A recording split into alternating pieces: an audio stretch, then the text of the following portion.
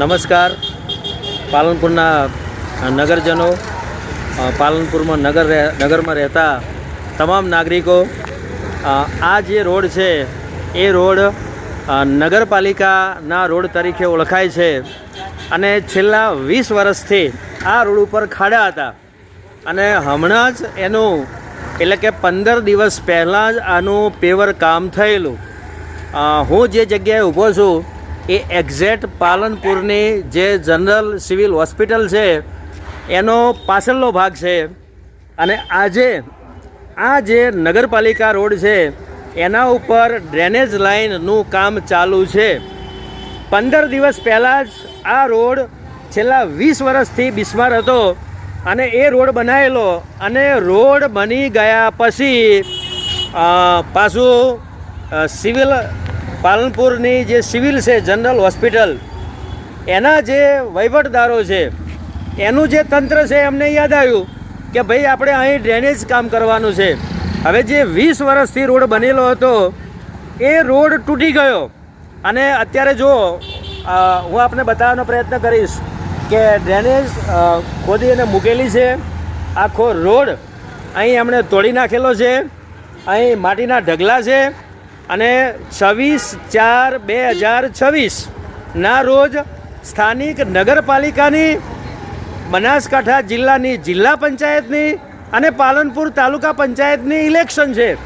અત્યારે આદર્શ આચાર સંહિતા લાગેલી હોવા છતાં આ જે રોડ છે નગરપાલિકા રોડ જે છે એ મહિના પહેલાં બનેલો એ નગરપાલિકાના રોડને ગટર લાઈન કાઢવા માટે અહીં તોડી નાખ્યો છે। તો શું આપણે એવી જે વહીવટી તંત્ર છે એને એવી સૂઝબૂઝ ના હોય કે ભાઈ અહીં પાણીની આપણે ગટર લાઈન કાઢવાની છે, ખાળ કૂવા નાખવાના છે અને એ બની ગયા પછી આપણે રોડ બનાવીએ તો પબ્લિકના જે પૈસા છે, પબ્લિકના ટેક્સના જે પૈસા છે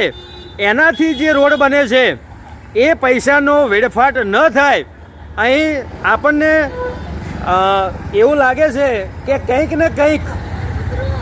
નગરપાલિકા હોય કે પાલનપુર સિવિલ હોસ્પિટલ હોય એના વહીવટ કરતા હોય જે કંઈ હોય જે અધિકારીઓ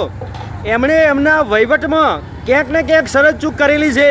અને જેના કારણે જે પાલનપુરની પબ્લિક છે,